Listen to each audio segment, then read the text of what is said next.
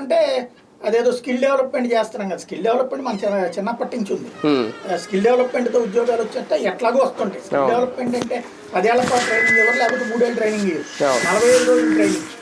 దాంతో మెరుగవడం లైక్ మన అమీర్పేట ఇక్కడ పెట్టడం అంత మించేం లేదు. పోయినట్లాగా అమీర్పేటలకి ఇక్కడ ఎగబడుతున్నారు జనం, ఏం లేదు కదా. కాలేజీలో చదువుతున్నటువంటి వాళ్ళకి అడిషనల్ గా ఇది ఒక యాడింగ్ కోర్స్, ఏం లేదు, నడుస్తుంది. అది ఒక ఆస్పెక్ట్ అయిపోయింది. రెండవది వచ్చేటప్పటికి ప్రతి మహిళకి 1500 అన్నది ప్రతి మహిళ ఆశ పెట్టుకుందా లేదా, అసలు అది మాట్లాడుతున్నారా? అది బాగా ప్రచారం చేశారు ఎన్నికలకు ముందు.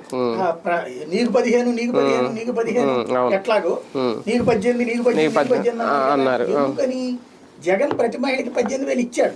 అవును, ఏడాదికి అదేదో పథకం పేరు. అవును, జగన్ 3 రకాల డబ్బులు ఇచ్చాడు క్యాష్. ఏది ఇవన్నీ కాకుండా అన్నదాతలు ఇవన్నీ కాకుండా మహిళలకు సంబంధించి ఒకటి చేయూత కింద డబ్బులు ఇచ్చాడు. అవును, వాళ్ళు షాపులు పెట్టుకోవడానికి అట్లాగని 18,000 ఇచ్చాడు. అది కాకుండా డ్వాక్రా రుణమాఫీ చేశాడు. అవి కాకుండా ఈబీసీ నేస్తం, కాపు ఇచ్చారు.